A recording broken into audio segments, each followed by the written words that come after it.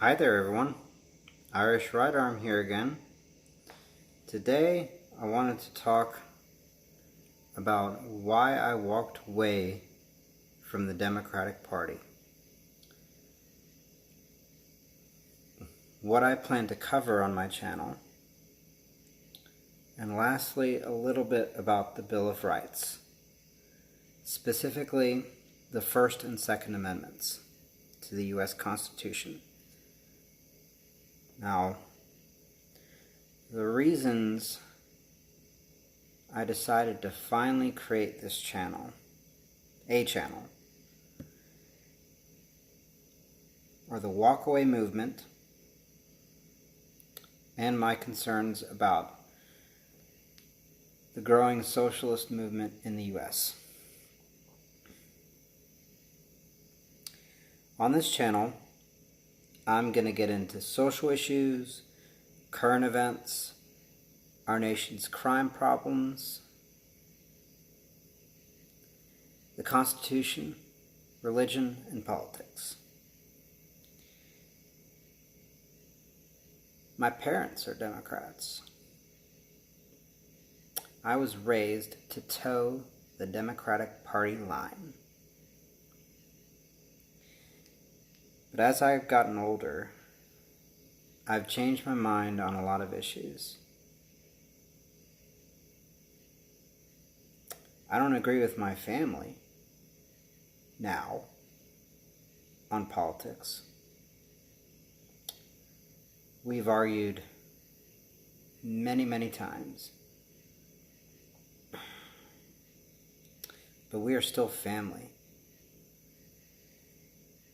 We haven't disowned each other, and I'm thankful for that. I started to walk away from the Democratic Party slowly. It happened slowly. I started to see myself more as a conservative than a liberal. For my entire adult life, I voted Democrat until the 2016 presidential election. Even near the end of that race, I wasn't sure if it was that I couldn't support Hillary, or maybe I wasn't a Democrat anymore. The Democrats lost their minds when Trump won. The left's violence is what made me into a Republican. It was the last, that was it. I couldn't believe in one thing that the Republican Party believes in and believe in this thing over here that the Democratic Party believes in with violence perpetrated by the left. But not until this year, 2018, did I become aware of what's been happening in our college campuses. I'm going to say it. I'm straight. I'm white. I was born and raised in the USA. I'm conservative, and I'm proud of my country. I'm not proud of some of the things that happen in the US, but I truly believe that most of the bad can be fixed and prevented.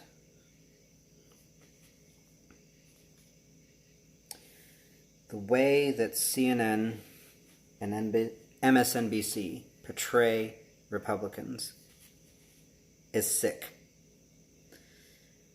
The information that we as a people are given in big media, newspapers, social media is filtered, biased, twisted sometimes, taken out of context, and some of it is outright lies and fake. If we don't read up on issues using multiple sources, we are going to believe only what the big media wants us to believe. I think that you need to listen to what the individual has to say. And if you don't agree with them, debate them. It will make both of your arguments stronger. Maybe. But debate them. Listen to what they have to say.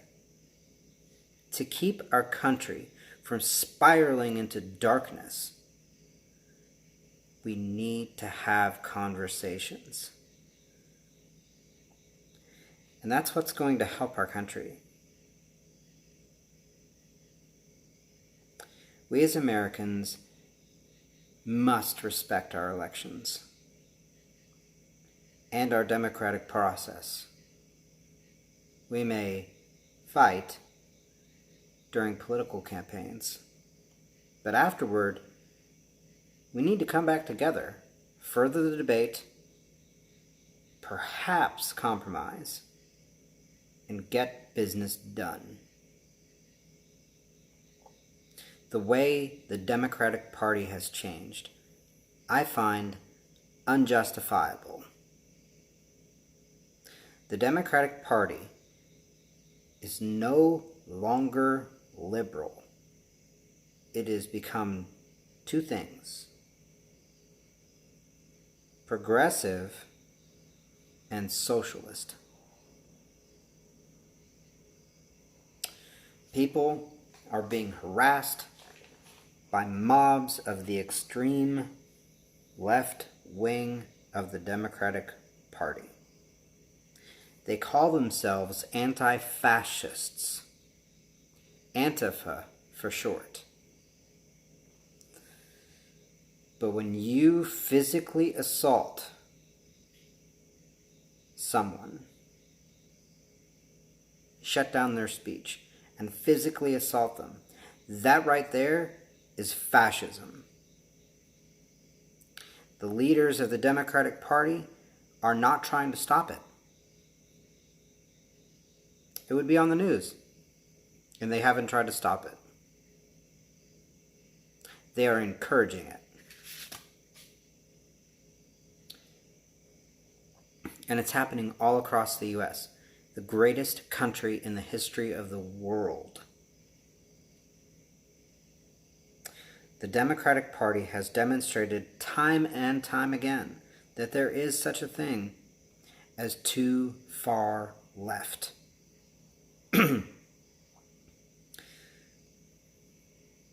The Democratic Party is fractured.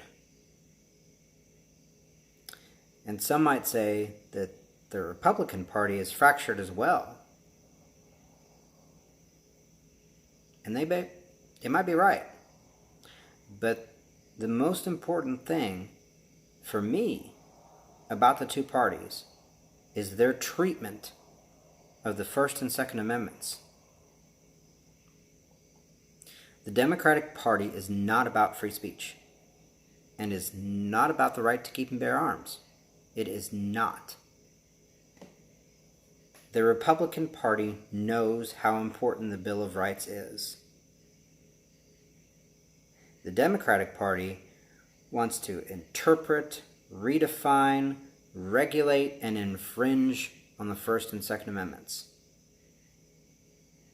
There isn't much to interpret. It is what it is. Free speech is protected. So long as you don't incite a mob. There is no such things as hate speech, microaggressions, trigger warnings, and free speech safe spaces. If you believe in those things, you're probably not a Republican.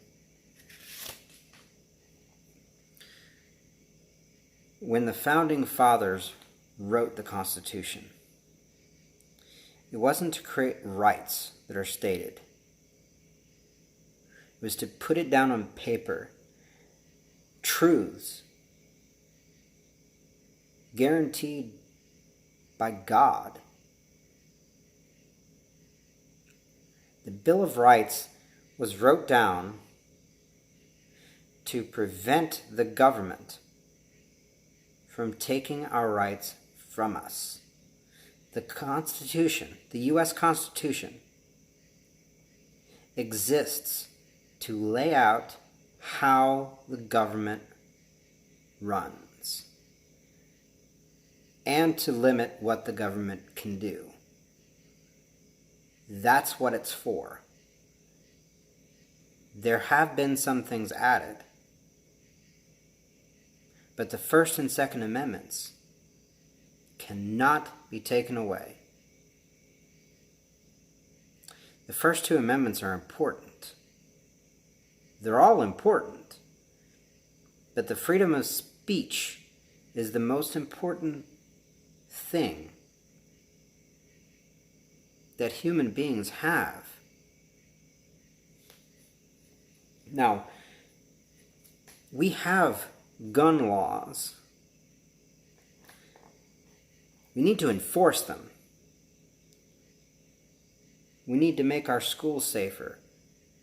We need to make it so that law-abiding citizens, with or without a concealed carry permit, if you open carry, open carry. If you have a concealed carry permit, conceal carry that. To put a target on our children by stating that you can't protect yourself by arming yourself in this space is stupid. I don't want the government telling every teacher that they must carry a weapon, that they must carry a firearm. But I'm going to say this. Now, I'm probably going to have to say it more than a few times. Every single member of the NRA are law-abiding citizens. To blame the NRA or anyone that's a member of it, of the National Rifle Association, for bad things that bad people do with firearms is also ridiculous.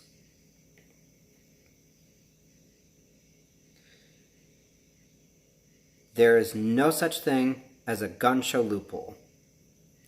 There is a NICS background check that the NRA, if I'm not mistaken, created.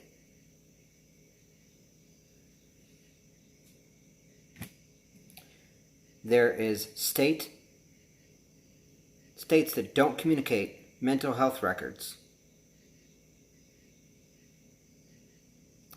So if you are a person that can't legally own and possess and buy a firearm in this state over here, just walk your happy ass over there into another state and try it there. That needs to stop too.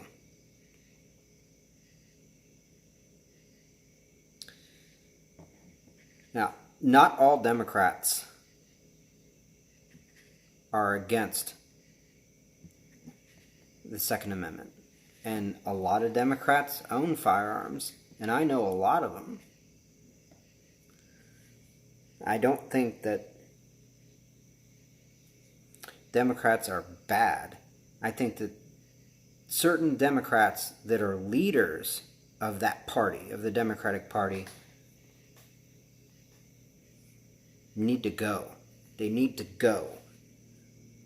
They're not educated on what they're trying to legislate. If you're not educated on something that you're trying to legislate, you don't need to be in office. You don't need to be in office.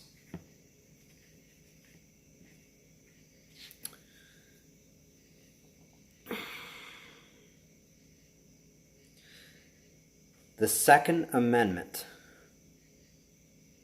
protects all of the others, even the First. Without it, you have no way to protect yourself, your family, or even a stranger from a tyrannical government and those individuals that would do evil.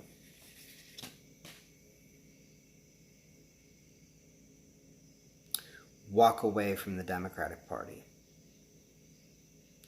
Don't feel as though you owe anything to a single party just because of one thing or another. Take a good look. Take a good look. And if you don't leave it, that's fine. That's what debate is for. That's what civil discourse is for. To get things done. Even if we don't agree, get things done. In the end. Lastly, I wanted to read a quote by Thomas Jefferson. Quote, "Let your gun be your constant companion of your walks."